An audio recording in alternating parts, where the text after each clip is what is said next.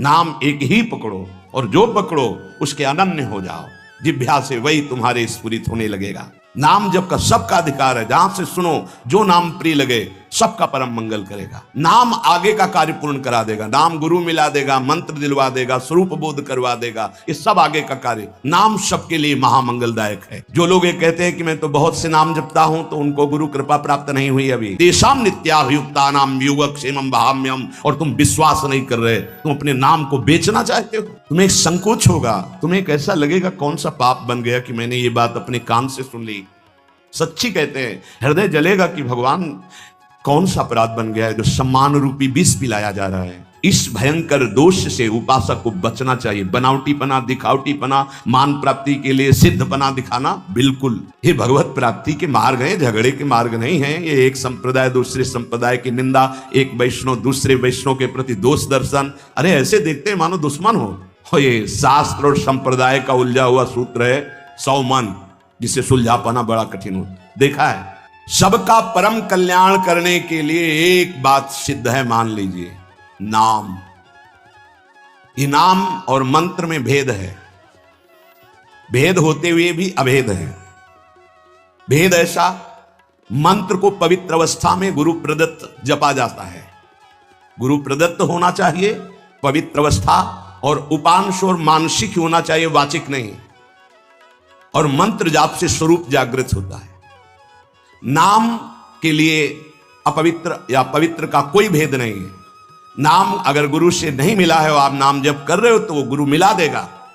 नाम जप का सबका अधिकार है। जहां से सुनो जो नाम प्रिय लगे सबका परम मंगल करेगा। नाम महामहिम है।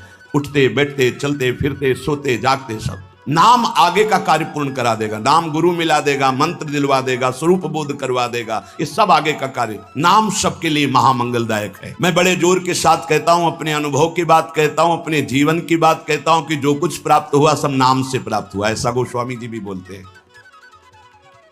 बस हम कुछ सावधानियां बता रहे हैं। नाम जापक अगर इन सावधानियों को कर ले तो बहुत जल्दी नाम सिद्ध हो जाए।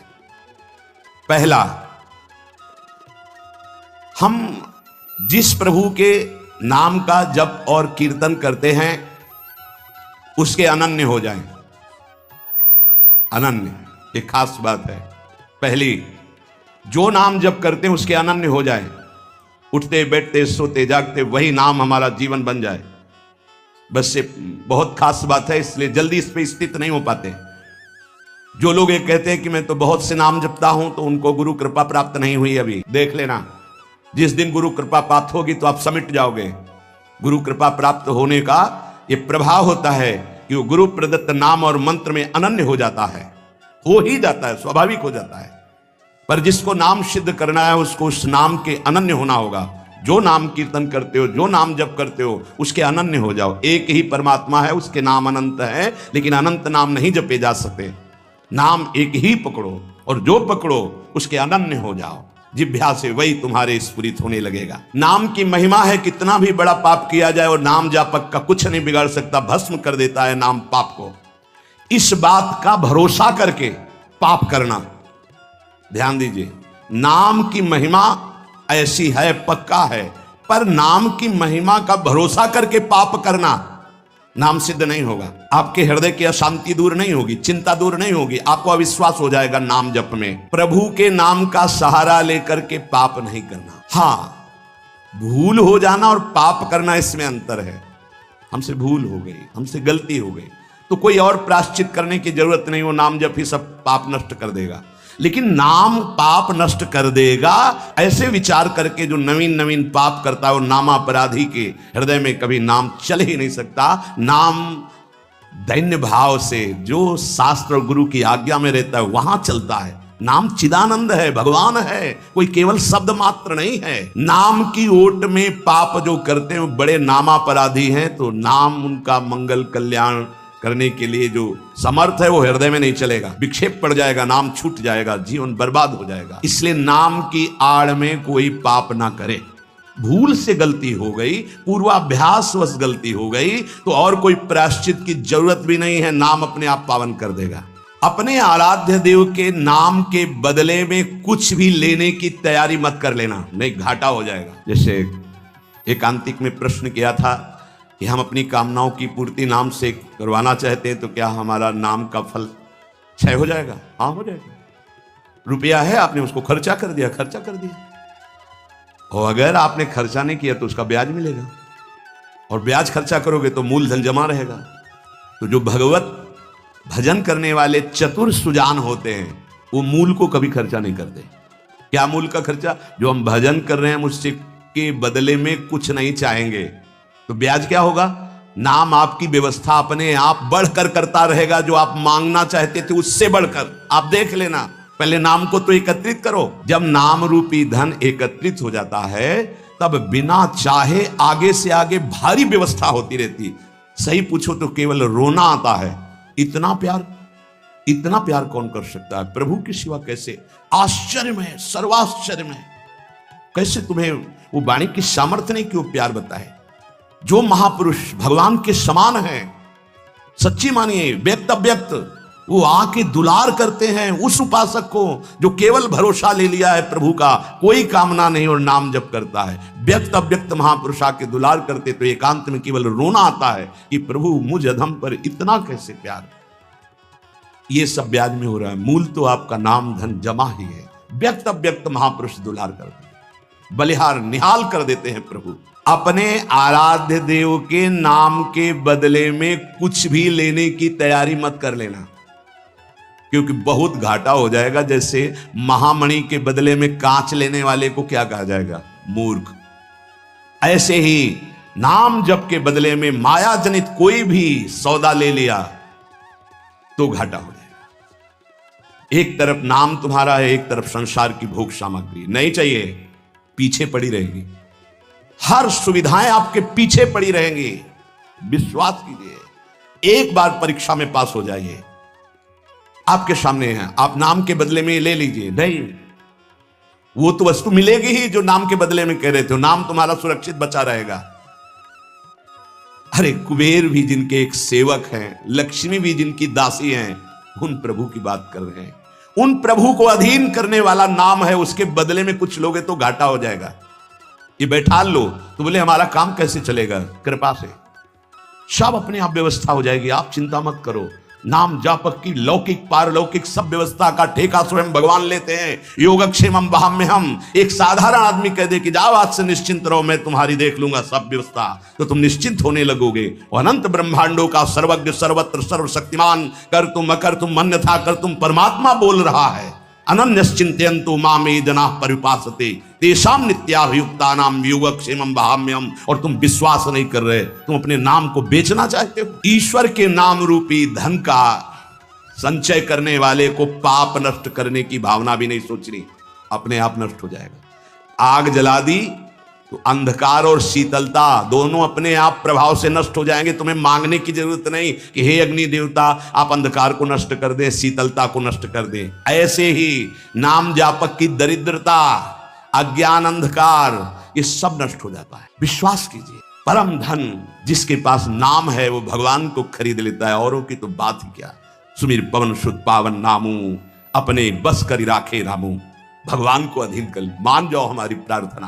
पाप नष्ट करने का भी विचार मत सोचिए, वो अपने आप नष्ट हो जाएगा। चौथा, अपने आराध्य देव के नाम से बढ़कर और कोई साधन मान लेना, तभी नाम छूट जाएगा। हमारे सेवक जी महाराज ने वृंदावन बाद में आए, पहले वृंदावन प्रकाशित कर लिया गढ़ा जबलपुर में। वो लिख रहे हैं श्री हरिवंश नाम हमारा जीवन सर्व सुखधाम परम मंगल सर्वस्व प्रदान करने वाला है। श्री हरिवंश नाम नित कहो, नाम प्रताप नाम फल लहो, नाम हमारी गति सदा। हरिवंश नाम बिसरे न छिन, श्री हरिवंश सहाय भल। हरिवंश हरिवंश हरिवंश। तो आचार्य आ गए, निज मंत्र दे दिया, वृंदावन प्रकाशित हो गया, नित्य विहार लीला में प्रवेश हो गया, सब नाम से हो गया। तब आए वृंदावन। अपने परम प्रीतम के नाम के आगे फिर कोई साधन नहीं। अगर किसी अन्य साधन में महत्व बुद्धि हो गई तो नाम छूट जाएगा। नाम सिद्ध करने के ये उपाय हैं, बहुत बड़े महापुरुषों के वचन हैं। हमारे को जो गुरुदेव ने नाम दिया इससे बड़ा कोई साधन नहीं। सब सेवा आदि चल, पर नाम नहीं छूटेगा। अगर हम किसी अन्य साधन परमात्म बुद्धि कर लेंगे तो नाम छूट जाएगा। नाम जापक को दिखावा बिल्कुल नहीं करना चाहिए। नाम में एक रोग लग जाता है दंभ का, बनावटी पना। जहां दंभाया तो नाम अंतर ध्यान हो जाता है, दाम्भिक की प्रापंचिक गति हो जाती है, प्रपंच में फंस जाता है। इसकी कई बार संकेत में चर्चा हुई है। ये दंभ बहुत हानिकारक है। प्रभु का नाम प्रभु के प्रेम के लिए, केवल प्रभु को रिझाने के लिए है। अगर कहीं बनावटीपना, दिखावटीपना आ गया, दूसरों को प्रभावित करने की बात आ गई तो दंभ आ जाएगा। यह दंभ बहुत बड़ा आपका परमार्थ नाशक रोग है। ये बड़े बड़ों के अंदर आ जाता है। इस बात का पता लगना बड़ा कठिन हो जाता है कि दंभ आ गया है। इस दंभ के दोष से बचने के लिए किसी महापुरुष के अनुशासन में रहने की आवश्यकता है। इस दंभ को हम विनोद भाषा में कह सकते हैं बगुला भक्ति, दिखावटीपना। बगुला एक टांग पे खड़ा है, ऐसा लग रहा है जल में समाधिस्थ हो रहा है, लेकिन उसकी दृष्टि मछली पे है, वो समाधिस्थ नहीं है। और जहां मछली आई खट्टे से कहा, फिर वैसे बैठ गया। जिसकी दृष्टि विषय भोग पर होती है, विषयों पर होती है, मान प्रतिष्ठा पे होती है, वो दंभ भक्ति में लग गया। अब वो नष्ट कर देगा। दंभ दोष से बचना बहुत आवश्यकता की बात है। जिसको अंदर से नाटक करने का स्वभाव बन गया है, मान बड़ाई प्राप्त करने के लिए, अपने को सिद्ध बताने के लिए, वो दंभी हो जाता है। दंभी किसी और को धोखा नहीं दे रहा है, वो अपने आप को धोखा दे रहा है। वो बहुत ही मूर्खता पूर्वक अपने धन को खो रहा है। सर्वदर्शी भगवान को भला धोखा कौन दे सकता है? हम कह सकते हैं कि वो धूर्त जो दंभ और पाखंड कर रहा है, वो अपनी वासनाओं की पूर्ति के लिए सिद्ध बनना चाहता है, वो बहुत बुरी तरह भ्रष्ट हो जाता है। देखो ये बातें महापुरुष जन, गुरुजन बोल रहे हैं, बहुत सावधानी से हृदय में धारण करना है। जो दंभी होता है वो पाप करने से संकोच नहीं करता, उसका पाप चिर मित्र बन जाता है, चिरंजीवी मित्र। मतलब जब तक जिएगा पाप करेगा। बहुत ये चूक हो जाती है, दंभ नहीं होना चाहिए। गलती हो जाए हम हृदय से स्वीकार करते हैं, आगे बढ़ जाओगे। अब हम तो भजन करते हैं, भजन के बल से सारे पाप नष्ट कर देंगे, या किसी भी तरह का कोई नाटक प्रदर्शन करना, बहुत जोर का दंभ बढ़ जाता है। ऐसे नाटक होने लगते हैं, लगता है भगवान इनको औषधि की जरूरत है, पक्का दिमाग खिसक गया है, इनको औषधि की जरूरत है। ऐसा शास्त्र सम्मत सिद्ध नहीं होता। खूब भगवदानंद में, ब्रह्मानंद में डूबे हुए सिद्धों के दर्शन किए हैं। दंभ अपने आप को भुलावे में डाल करके नष्ट कर देता है। दंभी को पापों से घृणा नहीं होती, दंभी को दिखावे में बहुत रति हो जाती, जिससे लोग कहें, देखो जब सच्ची भक्ति करोगे तुम्हें लोग कहेंगे भक्त, भजनानंदी, या कोई महान शब्द से संबोधन करेंगे तो तुम्हें चुभेगा, तुम्हें एक संकोच होगा, तुम्हें कैसा लगेगा कौन सा पाप बन गया कि मैंने ये बात अपने कान से सुन ली।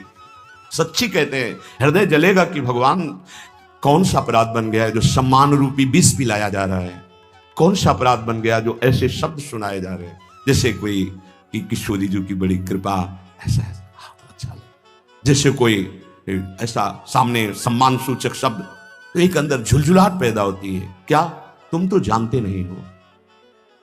अरे जिनकी एक लवलेश कृपा मात्र से, उनको देखो, तुम क्या समझते हो? कुछ नहीं है इधर, कुछ नहीं है, पर्दे में कुछ नहीं है, रंग पीछे से पड़ रहा है।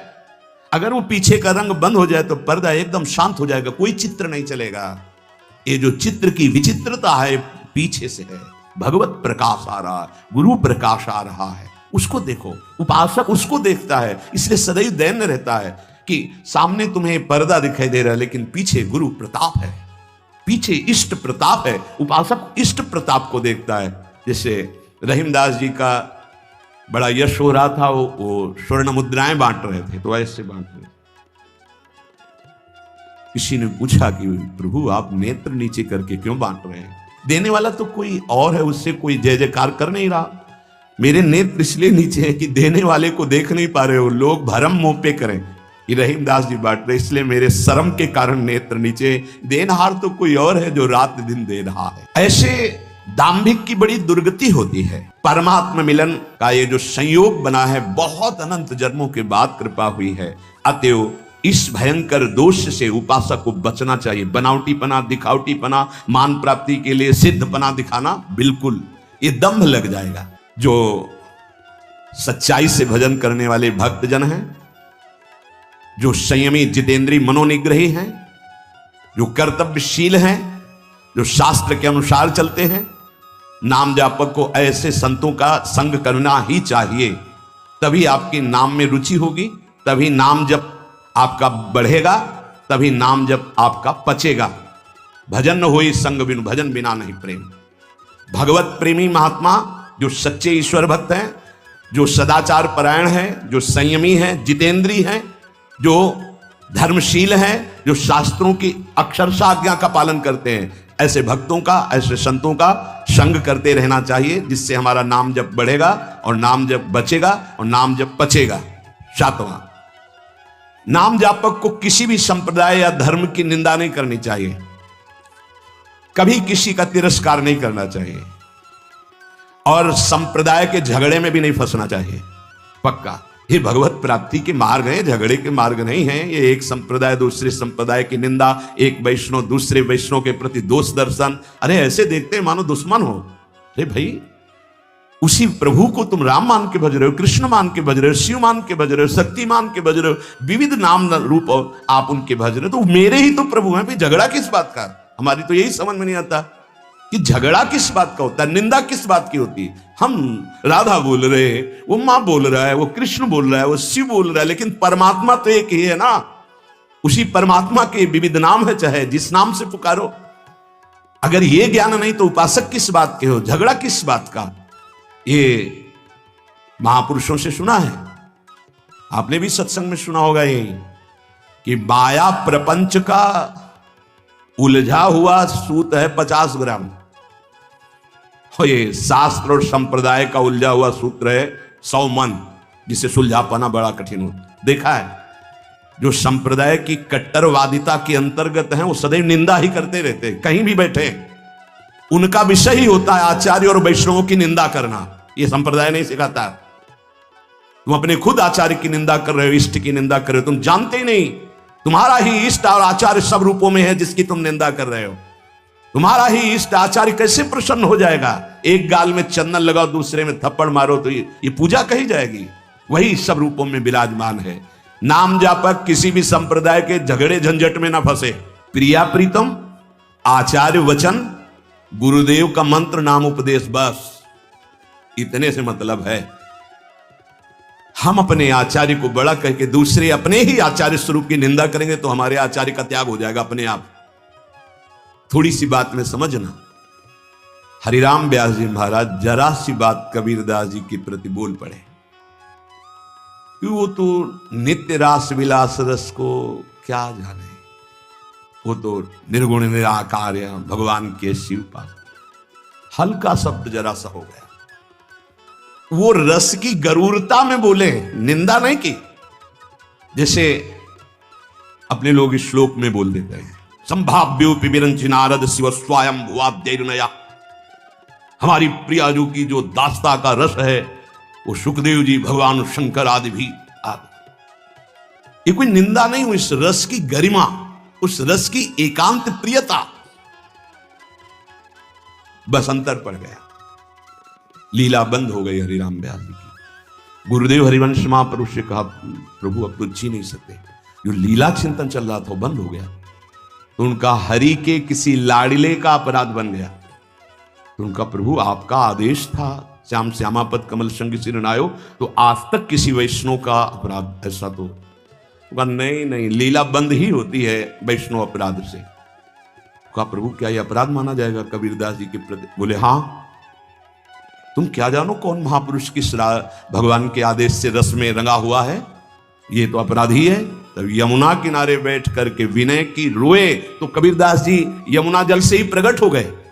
और फिर उन्होंने बताया कि जैसे एक पंगत में कोई कचौड़ी चला रहा है, कोई गुलाब जामुन चला रहा है, तो ऐसा नहीं कि गुलाब जामुन चलाने वाले को केवल गुलाब जामुन मिलेगा, कचौड़ी चलाने वाले को कचौड़ी। वो जब बैठेगा पंगत में तो सब कुछ पाने को मिलेगा। ऐसे ही अलग अलग भगवान ने संतों को सेवा दी। तुम निराकार की उपासना स्थापित करो, तुम साकार की, तुम ये तुम, लेकिन रसास्वादन सबको बराबर होगा। जैसे पंगत में बैठने वाले को सब्जी, खीर, कचौड़ी, गुलाब जामुन सब मिलेगा, रसास्वादन उसी परमात्मा का होगा। अलग अलग उसको बांट रहे हैं, तब वो बात समझ में आई। तो इसीलिए यहां कह रहे हैं, नाम सिद्ध करने वाले उपासक को चाहिए कि दूसरे किसी भी धर्म की, नाम की, संप्रदाय की निंदा ना होने पावे, तिरस्कार ना होने। वैसे सच्ची कहते, नाम जापक का ऐसा हृदय होता ही नहीं। सामने कोई भी संत भगवान आए तो लगता है इनका चरणोदक उतार के अगर पीने को मिल जाए, क्या दुलार करूं जिससे प्रसन्न हो जाए। भगवान के दास हैं, भगवान की भक्त है, तो हृदय नाचने लगता है अंदर ही अंदर। क्या करूं, तो बाद में इतना ही आता है कि हम आपके ऋणी हैं। बस आप आए, आप दर्शन दिए, आप संभाषण किए, आप हमको खरीद लिए, हम आपके बिके हुए दास हैं, हम ऋणी हैं। क्योंकि जो प्रभु मोई अनुग्रह की ना, तो तुम आई दरस अठ दीना। कैसे तुम्हें बताए, कभी ये थोड़ी लगता है कि ये कोई और है, नहीं, वो किसी भी संप्रदाय के, ऐसा लगता है इनको छाती से लगा ले, इनका चरणोदक पी ले, क्या हमारे पास हो जो इनको दे दे, जिससे प्रसन्न हो जाए, ये सुखी हो जाए। ऐसा हृदय कहता है। क्यों कहता है? क्योंकि मेरे स्वामी का ही सब कुछ स्वरूप है, मेरे स्वामी की ही आराधना, मेरे स्वामी से अलग कोई है नहीं।